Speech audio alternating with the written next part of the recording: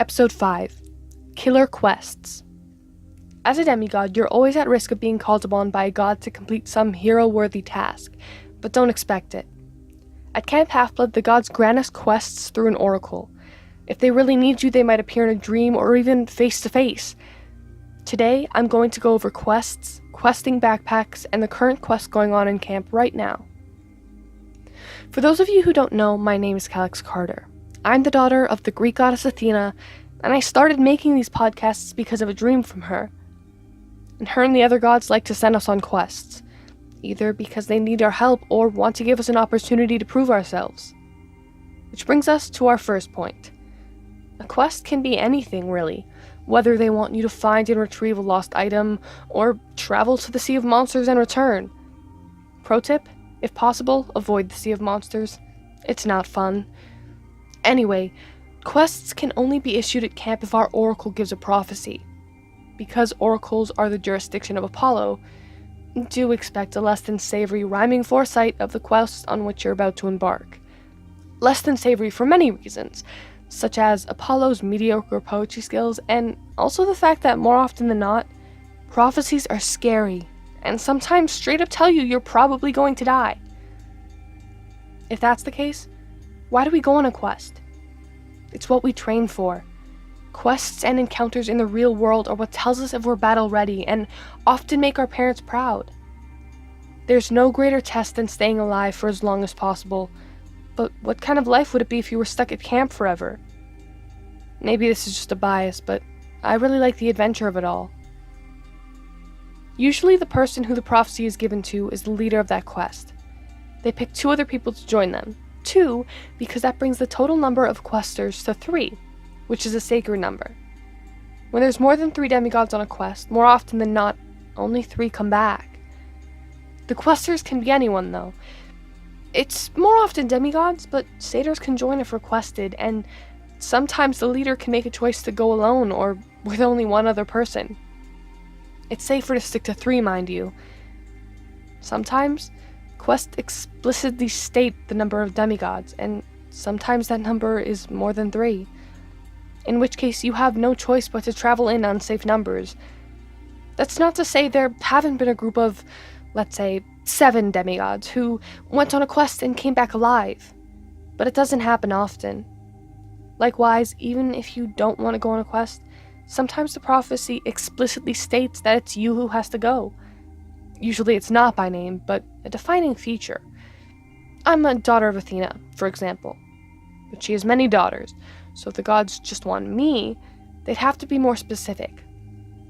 If I had recently won a challenge or a game at camp, they might say victorious daughter of Athena, for example, in which case you really don't have a choice.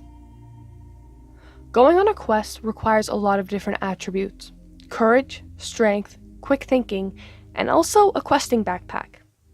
At camp, sometimes they're given to you by another camper, but more often than not, Chiron will grant you access free of charge to the camp store. What you include in your Camp Half-Blood questing backpack may be the influencer of whether you live or die, so I'll give you some of the basics. Number 1, you absolutely need currency. Keep some cash on you at all times. You'll need it to stock up on food, or to stay in a hotel, or for transportation. But also drachmas. Drachmas are large gold coins the size of Girl Scout cookies, and while you can't use them to buy everyday items, they're very handy when you run into someone mythological. You know, if you have to go to the underworld and Charon wants some money to ferry you across, or if you're trying to get to Olympus but the stingy security guard in the lobby of the Empire State Building won't let you by unless you fork up some drachmas. Not to mention if you need to make calls back to camp, but I promise I'll get to iris messaging in another episode. Anyway, these are something Chiron will equip you with, so you need not worry. Number 2. Be prepared to camp out and not be near any place you can buy necessities.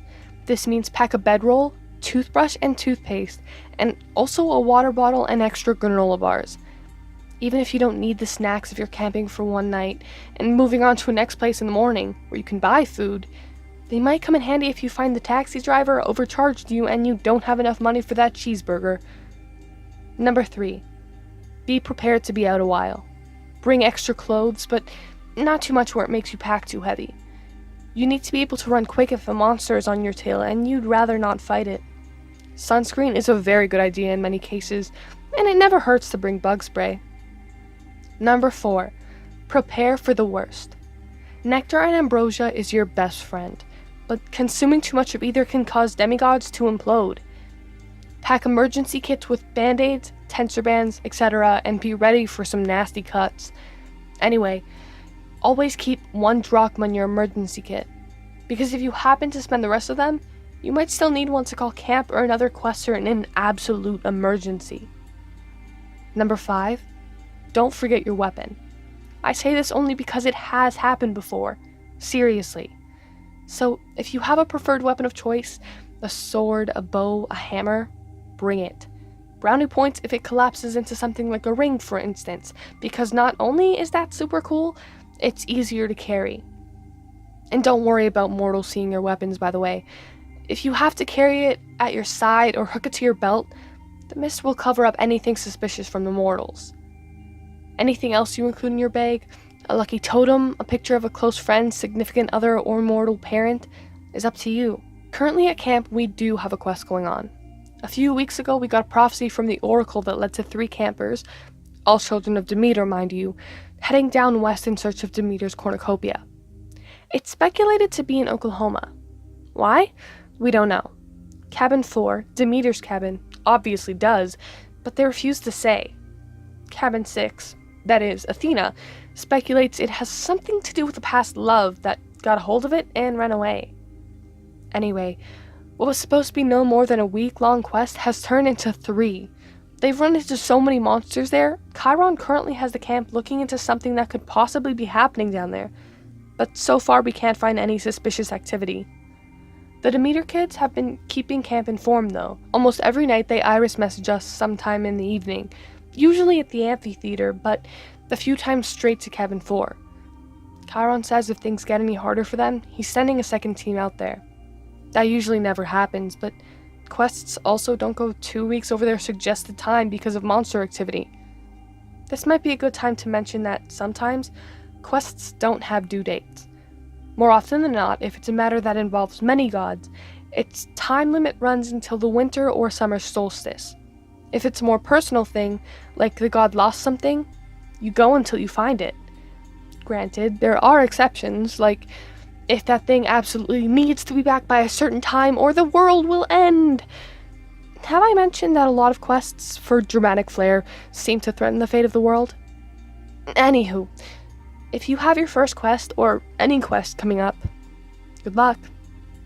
Remember to watch your backs, take care of yourself, and if you survive, I'll see you again next week.